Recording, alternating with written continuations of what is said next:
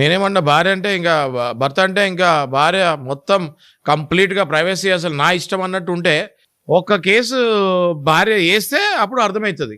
ఆహా రైట్, భర్త అన్న కూడా కొంచెం లిమిట్స్ ఉంటాయి.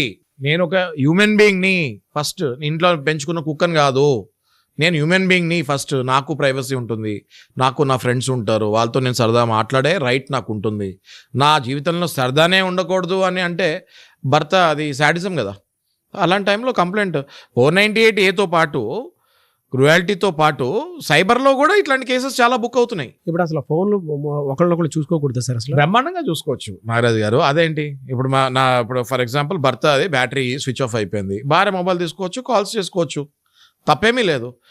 ఎవరికో మెసేజ్ పెట్టాలి, ఈయనది బ్యాటరీ స్విచ్ ఆఫ్ అయిపోయింది, తప్పకుండా భార్య మొబైల్ నుంచి మెసేజ్ పెట్టచ్చు, తప్పేమీ లేదు. ఇట్లాంటివన్నీ సహజంగా అవుతాయండి.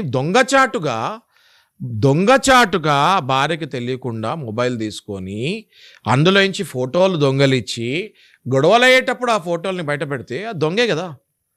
ఏ భర్త అయినా దొంగే కదా అది. ఆ మాత్రం సెక్యూరిటీ చూసుకోరా సార్? తప్పకుండా. ఇప్పుడు భర్త పర్సులో నుంచి 100 రూపాయలు అడగకుండా కూడా భార్య తీసుకోవచ్చు, అది దొంగతనం కాదు. కానీ అదే పరంగా ప్రతిరోజు భర్త పర్సులో నుంచి భర్తకి చెప్పకుండా డబ్బులు తీసుకుంటూ ఉంటే అది భార్య అయినా దొంగతనమే కదా. అది చెప్పి తీసుకోవాలి కదా. ఎస్ సార్, నువ్వు చెప్పి తీసుకోవాలొద్దా? ఇట్లాంటి కేసులు కూడా చాలా